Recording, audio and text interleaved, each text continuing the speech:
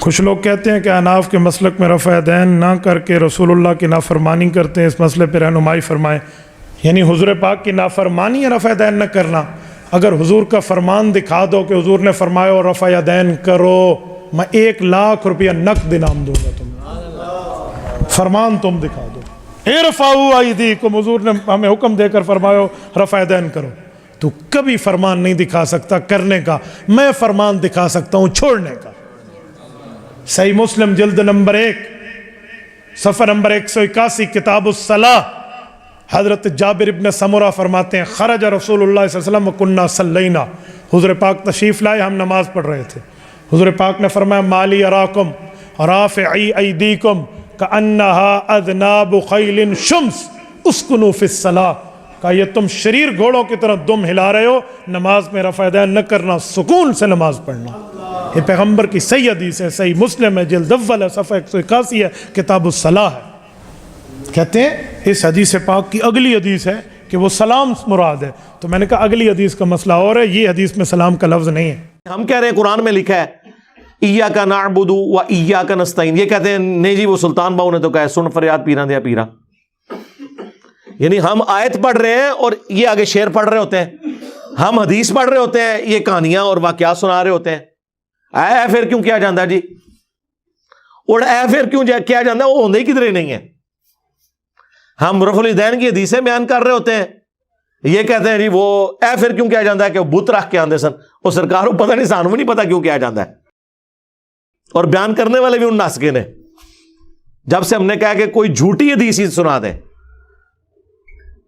ضعیف چھوڑ دیں، جھوٹی حدیث کسی کتاب میں لکھی ہو، یعنی انگوٹھے چومنے والی جھوٹی حدیثیں ہیں لیکن کہیں لکھی ہوئی ہے موضوعات شریف میں، وہ گھڑی ہوئی حدیثوں کے اوپر جو کتاب لکھی ہے نا، ابن جوزی نے بھی لکھی، ملا علی قاری نے بھی لکھی، اور لوگوں نے بھی، کہ بڑی بڑی گھڑی ہوئی حدیثیں کون سی ہیں، لیکن یہ بغلوں میں بت رکھنے والی تو کوئی گھڑی ہوئی حدیث بھی نہیں ہے،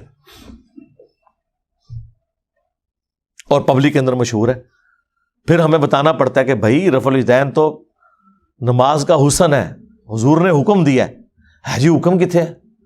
اور ایک وہ دیوبندیوں کا مولوی ہے، وہ اس کا نام رکھا ہے دلیل کا بے تاج بادشاہ، اس کے تاج کے ساتھ جو میں نے کر دیا ہوا ہے نا، وہ کہتا ہے جی میں اتنے لاکھ انعام دوں گا کوئی رفع الیدین کا حکم دکھا دے۔ سرکار ہم انعام نہیں لیتے، آپ سے آپ کی آخرت کا سوال کرتے ہیں کہ توبہ کریں اپنے اس جھوٹ کے اوپر۔ ہم دکھاتے ہیں رفع الیدین کا حکم بخاری مسلم سے، لیکن پہلے آپ بات کو سمجھیں، یہ ایک مقدمہ ہے۔ صحیح بخاری اور مسلم کی متفقن علیہ حدیث ہے، نبی علیہ السلام نے فرمایا اللہ نے مجھے جوامع کلمات کے ساتھ بھیجا ہے، میں بات مختصر کرتا ہوں اور مفہوم گہرا۔ بخاری مسلم دونوں میں حدیث ہے انما الاعمال بالنیات، اعمال کا دار و مدار تو صرف نیتوں کے اوپر ہے۔ اب یہ ایک جملہ ہے، اس کے اوپر پوری کتاب لکھی جا سکتی ہے، یہ ہے جوامع کلمات، اس کو آپ ذہن میں رکھیں۔ اب آ جائیں بخاری مسلم دونوں میں حدیث ہے، مالک بن حویرث کہتے ہیں رضی اللہ تعالیٰ عنہ علیہ السلام، ہم چند نوجوان تھے 20 دن کے لیے حضور کے پاس گئے، مہمان بن گئے، حضور کی وفات سے 1-1.5 سال پہلے غزوہ تبوک کے موقع پر مسجد نبوی میں ٹھہرے 20 دن تک، آپ کے صبح و شام آبزرو کیے۔ جب حضور نے دیکھا نا کہ اب ہمیں گھر کی یاد ستا رہی ہے، تو اچھے ٹیچر کی یہی نشانی ہے کہ اس سے پہلے کہ کوئی اکتا جائے خود ہی اسے بھیج دیا جائے۔ آج تو آپ کہتے ہیں نا حضور میں آپ کے زمانے میں ہوتا تو ہر وقت آپ کو وضو کرواتا رہتا، ایسا نہیں ہوتا، دنیا میں ایسے نہیں معاملات چلتے۔ تو وہ کہتے ہیں ہمیں اپنے ماں باپ یاد آنا شروع ہو گئے، تو حضور نے جب یہ دیکھا نا کہ اب یہ ان کا انٹرسٹ لوز ہو رہا ہے، تو آپ نے کہا کہ سب کو اکٹھا کر کے کہا کہ اب اپنے گاؤں ایریا میں واپس چلے جاؤ۔ جب جانا تو جب نماز کا ٹائم ہو تو تم نے مجھے 5 وقت نماز پڑھتے ہوئے دیکھا ہے، ان اوقات میں تم نے نماز پڑھنی ہے۔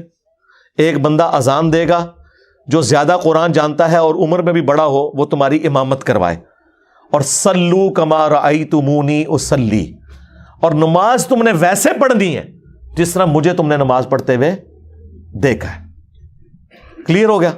یہ جملہ آپ کسی انٹرنیشنل عدالت میں بھی لے جائیں تو وہ آپ کے علماء کی جہالت کے اوپر ہنسیں گے کہ اس کے بعد رسول اللہ کو یہ کہنے کی ضرورت ہے کہ جب نماز شروع کرنا تو ہاتھ کانوں تک اٹھانا، جب رکوع میں جانا تو ہاتھ کانوں تک اٹھانا, جب رکوع سے سر اٹھانا تو ہاتھ کانوں تک اٹھانا, سبحان ربی العظیم رکوع میں پڑھنا, سبحان ربی الاعلیٰ سجدے میں پڑھنا, فجر کے 2 فرض پڑھنا, زور کے, یہ سارا کچھ آپ کو کہنے کی ضرورت ہے جو لوگ 20 دن سے حضور کو دیکھ رہے ہیں.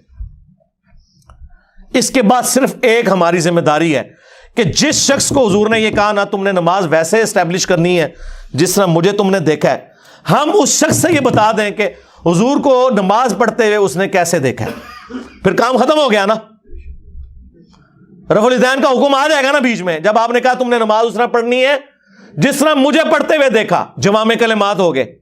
تو سرکار مالک بن حویرث سے پوچھ لیں, بخاری مسلم دونوں میں موجود ہے کہ مالک بن حویرث رضی اللہ تعالیٰ عنہ کہتے ہیں کہ جب نبی علیہ السلام نماز شروع کرتے تو دونوں ہاتھ کانوں تک اٹھاتے.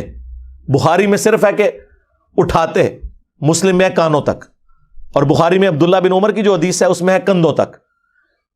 ہتھیلیاں کندھوں کی سیدھ میں, انگلیاں کانوں کی سیدھ میں, یا یوں بھی اٹھا سکتے ہیں, کانوں تک اٹھاتے.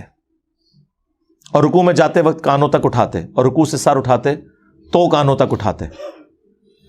مالک بن حویرث خود نماز کا طریقہ سکھا رہے ہیں, بلکہ بخاری میں الفاظ ہیں, وہ کہتے ہیں نماز کا میرا ارادہ نہیں تھا, میں تمہیں نماز سکھانے کے لیے بتا رہا ہوں کہ میں نے نبی علیہ السلام کو اس طرح نماز پڑھتے ہوئے دیکھا ہے رفع الیدین کے ساتھ. اور ایون بخاری میں جلسہ استراحت آیا ہے کہ مالک بن حویرث پہلی اور تیسری رکعت میں اس وقت تک نہیں کھڑے ہوتے تھے دوسری اور چوتھی رکعت کے لیے جب تک بیٹھ نہ جائیں دوسرا سجدہ کر کے بھی. ویسے تو الگ سے بھی بخاری میں حکم ہے, نبی علیہ السلام نے ایک تیزی سے صحابی کو نماز پڑھتے ہوئے دیکھا تو فرمایا دوبارہ پڑھو, تم نے نماز نہیں پڑھی. 3 دفعہ ہوا تو چوتھی دفعہ آپ نے جب اس کو نماز کا طریقہ سکھایا تو اس میں آپ نے فرمایا پوری تفصیل کے ساتھ ہے, جب آپ سجدے پہ پہنچے فرمایا پہلا سجدہ کرو پھر سکون سے بیٹھ جاؤ, پھر دوسرا سجدہ کرو پھر سکون سے بیٹھو, اور پھر اگلی رکعت کے لیے کھڑے ہو. اس میں جلسہ استراحت کا ذکر موجود ہے. مالک بن حویرث کہتے ہیں میرا ارادہ نہیں تھا, میں صرف نماز سکھانے کے لیے تمہیں بتا رہا ہوں. اور مالک بن حویرث وہ ہیں جو حضور کی وفات سے 1-1.5 سال پہلے مسلمان ہوئے ہیں, اور آپ کو دیوبندی بریلوی حنفی یہ کہانی کرا رہے ہیں جی مکے میں رفع الیدین ہوتا تھا, مدینے میں منع ہو گیا. اور رفع الیدین کے جتنے راوی ہیں نا میجورٹی وہ ہیں جو فتح مکہ کے بعد مسلمان ہوئے ہیں, ہجرت مدینہ نہیں, فتح مکہ کے بعد 8 ہجری کے بعد. وائل بن حجر کی حدیث ہے مسلم شریف میں, ابو داؤد میں, بلکہ وائل بن حجر تو پھر 1 سال بعد ابو داؤد میں سنن نسائی میں آئے کہ دوبارہ آئے, وہ کہتے ہیں میں نے سردیوں میں دیکھا کہ صحابہ کرام چادروں کے اندر سے رفع الیدین کر رہے ہوتے تھے. اس سے یہ بھی مسئلہ پتہ چل گیا کہ چادر کے لیے ہاتھ باہر نکالنے کی ضرورت نہیں, اندر سے بھی رفع الیدین ہو سکتا ہے. 8 ہجری میں بندہ مسلمان ہو رہا ہے, 9 ہجری میں وہ دوبارہ سردیوں کے موسم میں حضور کی نماز دیکھنے کے لیے آیا مدینہ شریف, اور رفع الیدین سے پڑھتے ہوئے دیکھ رہا ہے. تو مسوق کس ٹائم ہوا ہے؟ کوئی نہیں ہوا سرکار. سنی اور شیعہ دونوں قائل ہیں رکوع میں جاتے وقت, رکوع سے اٹھتے وقت, اور تیسری رکعت سے اٹھتے وقت رفع الیدین کرنے کے اوپر. یہ دلیل کے بے تاج بادشاہ جو ہے نا, ان کے تاج کی حقیقت یہ ہے جو میں آپ کو بتا رہا ہوں. یہ لوگوں کا علمی لیول ہے. جی رفع الیدین کا حکم دکھائیں, جی دکھا دیا. اب آپ کے پاس قیامت تک ٹائم ہے کہ آپ نے بتانا ہے کہ مالک بن حویرث نے یہ جو نعوذ باللہ غلط نماز سکھائی, کب انہوں نے توبہ کی یہ غلط نماز سکھانے سے, یہ ذرا آپ نے بتانا ہے. ابو حمید سعدی کی حدیث بخاری میں بھی ہے اور تفصیل کے ساتھ جامعہ ترمذی اور سنن نبی داؤد میں. 10 صحابہ کی موجودگی میں انہوں نے نماز کا طریقہ جب سکھایا تو باقی 10 لوگوں نے کہا کہ آپ تو بالکل اینڈ پہ مسلمان ہوئے ہیں. انہوں نے کہا کہ اس میں کوئی لڑائی جھگڑے والی بات نہیں, میں تمہارے سامنے نماز پڑھتا ہوں, اگر میں غلطی کروں مجھے بتا دینا. تو انہوں نے 10 صحابہ کی موجودگی میں نماز پڑھی. اس سے یہ بھی ثابت ہو گیا کہ وہ شخص نماز کا طریقہ بیان کر رہا تھا جو اینڈ پہ مسلمان ہوا, اور باقی صحابہ کہہ رہے ہیں تو بالکل آخر میں آیا. اور پھر جب وہ نماز کا طریقہ بتا چکے تو 10 نے بیک زبان کہا کہ آپ نے بالکل صحیح نماز پڑھی, رسول اللہ اسی طرح نماز پڑھا کرتے تھے. مراد یہ کہ حضور کی وفات کے بعد ذکر ہو رہا ہے, اور یہ ایٹ لیسٹ 30 سال بعد کا واقعہ حضور کی وفات کے. فوراً بعد بھی کوئی فرق نہیں پڑتا. 10 کے 10 کو غلطی, جس میں ابو قتادہ بھی شامل ہے سینئر صاحب میں سے. اس میں انہوں نے رفع الیدین کا ذکر کیا ہے, جلسہ استراحت کا ذکر کیا ہے, تورک بیٹھنے کا ذکر کیا ہے. چوتھی رکعت میں بائیں سرین پہ بیٹھ کے دایاں یعنی پاؤں کھڑا کر کے اس کے نیچے سے بائیں پاؤں کو گزارنا. اور ابو داؤد میں تو الفاظ ہیں کہ جب نبی علیہ السلام نماز کا ارادہ کرتے تو نبی علیہ السلام قبلہ رخ کھڑے ہوتے اور اپنے ہاتھوں کو کندھوں تک بلند کرتے، یہاں تک کہ ہر ہڈی اپنی جگہ پر جب واپس آ جاتی پھر آپ قرات شروع کرتے۔ اس سے میں نے ثابت کیا کہ انہوں نے ہاتھ چھوڑ کے نماز پڑھی ہے، کیونکہ جب بھی کوئی نماز شروع کرنے کا ارادہ کرتا ہے تو ہاتھ باندھ کے نہیں نماز پڑھتا، یوں کھڑا ہوا ہے اور وہ نماز یوں شروع کرتا ہے اور ہر ہڈی اپنی جگہ پر واپس آ جاتی۔ یہاں موقع تھا وہ کہتے ہیں کہ ہر ہڈی دایاں ہاتھ بائیں پر آ جاتا، نہیں، انہوں نے کہا اپنی واپس اپنی جگہ پہ آ جاتی۔ اس سے نبی علیہ السلام سے بھی ہاتھ چھوڑ کے نماز پڑھنا ثابت ہے۔ ویسے عبداللہ ابن زبیر کی الگ سے حدیث ہے المصنف ابن ابی شیبہ میں، باقاعدہ باب باندھا ہے امام ابن ابی شیبہ، امام بخاری مسلم کے استاد نے، کہ ان صحابہ اور تابعین کا بیان جو ہاتھ باندھ کے نماز پڑھتے تھے، جو ہاتھ چھوڑ کے۔ ہمارے نزدیک دونوں طریقے درست ہیں، ہاتھ باندھنا بھی، ہاتھ چھوڑنا بھی۔ تو وہاں پہ پھر 11 صحابہ کی یہ گواہی ہوگی، 10 وہ اور 11واں جو سکھا رہا تھا۔ تسی 11ویں لی سرکار نو مندے ہو، اسی 11 سرکاراں نو مننے ہاں، اور ساڈی سرکاراں ہو جو صحابہ نے۔ جی رفع الیدین کا حکم دکھا دیا، جی دکھا دیا ہے، اور آپ رفع الیدین کا مذاق جو اڑاتے ہیں، اللہ سے ڈر جائیں۔ گھوڑوں کے دموں کے ساتھ اسے تشبیہ دیتے ہیں۔ کیا رسول اللہ پوری زندگی اس طریقے سے نماز پڑھتے رہے جس کو آپ نے بعد میں کہنا تھا یہ گھوڑوں کی دمیں ہیں؟ آپ خود سوچیں اغلن، کیونکہ میں نے تو ثابت کر دیا کہ حضور اپنی وفات سے 1 سال پہلے تک کر رہے ہیں۔ ویسے تو میں نے مسئلہ 70B میں ثابت کیا ہے کہ وفات تک، وہ کہتے ہیں وفات تک کا لفظ جی موجود ہے۔ جب حضور کی وفات کے بعد صحابہ کرام نماز کا طریقہ سکھا رہے ہیں تو وفات تک ہی ہوا نا، لاجیکل ہے۔ یہ تو نہیں کہ منسوخ شدہ طریقہ انہوں نے سکھانا تھا۔ باقی تفصیل وہ دیکھ لیں، 2.25 گھنٹے کا لیکچر ہے۔ ان کے 8 دھوکوں کے جو میں نے جواب دیے ہیں جی، بغلوں میں بت رکھ کے آتے تھے، ٹھیک ہے جی، گھوڑوں کی دموں والی روایت مسلم شریف سے آؤٹ آف کانٹیکسٹ، جابر بن سمرہ والی شریر گھوڑوں کی دمیں، وہ 4 روایتیں اکٹھی ہیں، اس میں باقاعدہ موجود ہے کہ وہ سلام پھیرتے وقت زانوں سے ہاتھوں کو اٹھاتے تھے۔ وہ کہتے ہیں نہیں، ایک روایت میں اس کے بغیر ذکر ہے۔ کچھ لوگ کہتے ہیں کہ اناف کے مسلک میں رفع دین نہ کر کے رسول اللہ کی نافرمانی کرتے ہیں، اس مسئلے پہ رہنمائی فرمائیں۔ یعنی حضور پاک کی نافرمانی یا رفع دین نہ کرنا؟ اگر حضور کا فرمان دکھا دو کہ حضور نے فرمایا اور رفع دین کرو، میں 1 لاکھ روپیہ نقد انعام دوں گا تمہیں۔ فرمان تم دکھا دو، ارفعوا ایدیکم، حضور نے ہمیں حکم دے کر فرمایا رفع دین کرو۔ تو کبھی فرمان نہیں دکھا سکتا کرنے کا، میں فرمان دکھا سکتا ہوں چھوڑنے کا۔ صحیح مسلم جلد نمبر 1 صفحہ نمبر 181 کتاب الصلاۃ، حضرت جابر ابن سمرہ فرماتے ہیں خرج رسول اللہ صلی اللہ علیہ وسلم وکنا صلینا، حضور پاک تشریف لائے، ہم نماز پڑھ رہے تھے، حضور پاک نے فرمایا مالی اراکم رافعی ایدیکم کانہا اذناب خیل شمس اسکنوا فی الصلاۃ، کہا یہ تم شریر گھوڑوں کی طرح دم ہلا رہے ہو، نماز میں رفع دین نہ کرنا، سکون سے نماز پڑھنا۔ یہ پیغمبر کی صحیح حدیث ہے، صحیح مسلم ہے، جلد اول ہے، صفحہ 181 ہے، کتاب الصلاۃ ہے۔ کہتے ہیں اس حدیث پاک کی اگلی حدیث ہے کہ وہ سلام مراد ہے، تو میں نے کہا اگلی حدیث کا مسئلہ اور ہے، یہ حدیث میں سلام کا لفظ نہیں ہے۔ سرکار یہ حدیث ابو داؤد میں بھی ہے، سنن نسائی میں بھی ہے، باقاعدہ اس کے اوپر اماموں نے باب باندھے ہوئے ہیں کہ یہ حدیث کس سے متعلق ہے، آپ کے رد کے اوپر کہ سلام پھیرتے وقت۔ امام نووی نے بھی مسلم کے باب کے اوپر یہ لکھا ہوا ہے۔ اس سے بڑھ کر امام بخاری نے جز رفع الیدین میں لکھا ہے کہ جو گھوڑوں کی دموں والی حدیث رفع الیدین پہ لگاتے ہیں انہیں ڈرنا چاہیے کہ اللہ کا عذاب نہ ان پر آ جائے۔ سورہ نور کی آیت کوٹ کی کہ رسول اللہ کے ساتھ دشمنی کر رہے ہیں، یہ سنت کا مذاق اڑا رہے ہیں۔ اور جز رفع الیدین پہ جو میں نے ویڈیو ریکارڈ کرائی ہے، جو کچھ امام بخاری نے ان کی طبیعت صاف کی ہوئی ہے، وہ 70B مسئلہ آپ ضرور دیکھیں، رفع الیدین سے متعلق فرقہ وارانہ نظریات کا تحقیقی جائزہ۔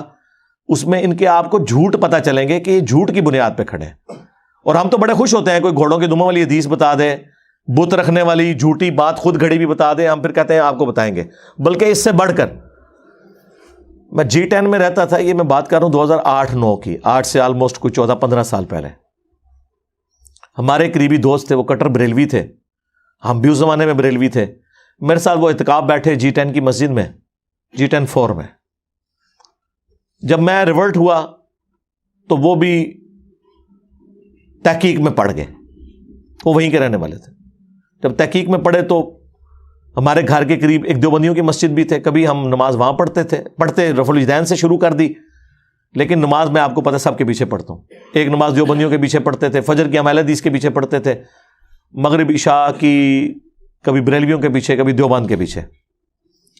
वहाँ के मुफ्ती को खटका लग गया, उसने कहा चलो ये तो गुमराह हुए हैं, ये तो आउटसाइडर हैं। जो G10 का रहने वाला है ना बंदा, जिसका अपना ज़ाती घर था वहाँ पे, जद्दी पुश्ती, जो इनका दोस्त है, इसको तो हम कायल करें। उसने एक किताबचा दे दिया उसे,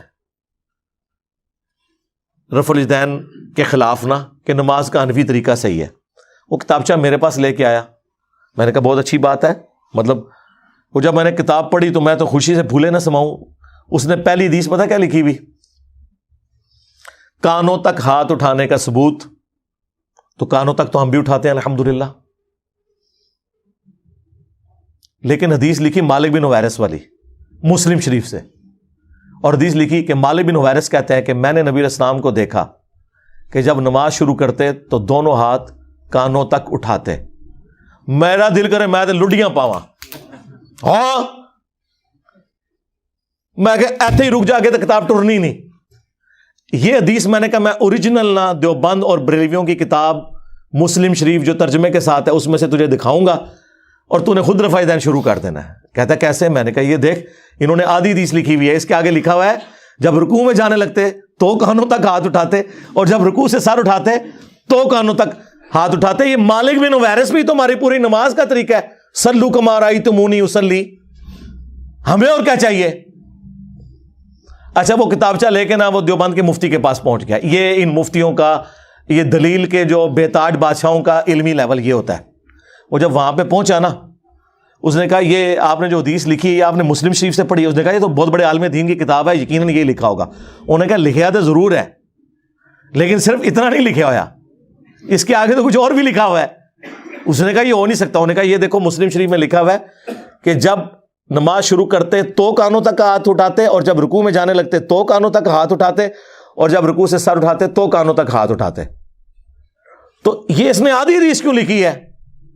इसके बाद कोई गुंजाइश रह गई थी, लेकिन जब अल्लाह ताला खतम अल्लाहु अला कुलूबिहिम व अला समइहिम व अला अबसारिहिम गिशावा, दिलों पर, आंखों पर, कानों पर मोहर लग जाए, जो सूरतुल बकरा में आया और सूरतुल अनाम में आया कि हम इनके दिलों को और आंखों को हक कबूल करने से फेर देंगे। जैसा कि पहली दफा जब इन पे हक खुला था ना तो इन्होंने हक से इनाद किया था, अब हम इनके ऊपर मोहरें लगा देंगे। वलौ अन्ना नज़्ज़लना इलैहिमुल मलाइका, और ये अब ऐसी गुमराही में पड़ जाएंगे अगर आसमान से फरिश्ते इनके सामने नाजिल हों और मुर्दे कब्रों से निकल के इन्हें बताए ना कि आखिरत होने वाली है और क़यामत का तमाम मंजर इनकी आंखों के सामने आ जाए, तब भी ये ईमान नहीं लेके आएंगे, क्योंकि अल्लाह ने मोहर लगा दी है। और यही हुआ उसके साथ। वो कहता है कि जी हमने ये आधी हदीस इसलिए लिखी है कि ये हमारी दलील थी। उन्हें कहा यार हदीस तो पूरी दलील होती है, आधी तो नहीं। ये तो उलमा यहूद वाला काम किया है। अफा तुमिनूना बिबादिल किताब व तकफुरूना बिबाद, किताब के कुछ हिस्से को मानते हो, कुछ को छोड़ते हो। और फिर अल्लाह ने कहा इसकी सजा है कि दुनिया में भी जिल्लत है और आखिरत का बड़ा अजाब तुम्हारा इंतजार कर रहा है। और दुनिया में देख ले मेरे हाथों इनकी क्या जिल्लत हुई है। इन्होंने पिछले 1000 साल में जितनी इज्जत कमाई थी ना, पिछले 10-12 साल में उससे ज्यादा जिल्लत कमा चुके हैं। मेरा एक नारा इनको ले जाता है कि मेरे नबी सा है ही कोई नहीं, तेरे बाबे थे शय ही कोई नहीं। देख ले जिल्लत कमाई है इन्होंने। तो वो उसका भी दिफा कर रहा है। वो कह रहा है जी हमने बस उतना ही लिखना था जो हमें दलील चाहिए, क्योंकि हमने ये साबित करना है कि कानों तक हाथ उठाने हैं। उन्होंने कहा जिस जगह से साबित कर रहे हो उधर से तो पूरी बात लोगे। ये हो सकता है कि आप कुरान से आधी बात लें कि नमाज के करीब मत जाओ, और आप कहें कि मैंने यही बात साबित करनी थी कि नमाज कोई जरूरी नहीं। हम कहेंगे आगे लिखा है जब तुम नशे की हालत में हो, यही कहेंगे ना। तो ये करते हैं। और चूंकि इनको बड़ों से यही आदत पड़ी हुई है आधी बातें बयान करने की, आधी काटने की, इसलिए मेरे भी आधे आधे क्लिप काट के ना मुतरफर करवाने की कोशिश करते हैं, और मुझे कोई फर्क नहीं पड़ता। मैंने आपको बारहा बताया है कि मुझसे बचने का तरीका यह है कि अपनी जुबानें बंद रखें। अगर जुबान आप खोलेंगे मैं तो घर तक पहुंचा के आवांगा, मंजी ठोक देंगे तो मैं। ذہن رکھیو, بلکہ ٹھوک دیتی ہے اللہ کے فضل. جتنا بولو گے, جتنا چیخو گے, کیونکہ میں نے تو پھر جواب دینا نا. آپ میرے پہ الزام لگائیں گے تو میں آپ کو پھر کلیئر کروں گا کہ بھائی یہ بات لکھی ہوئی تھی, یہ تو یہ کہہ رہے تھے. تو اینڈ رزلٹ یہ ہے کہ جھوٹے بندے کی تو ایک نہ ایک دن موت ہو ہی جاتی ہے, اور ذلت کی موت ہوتی ہے, جس طرح ان فرقوں کی موت ہوئی ہے. الحمدللہ. صلو علی محمد و آل محمد. اللہم صلی علی محمد و علی آل محمد و اصحاب محمد و ازواج محمد و امت محمد اجمعین الی یوم الدین.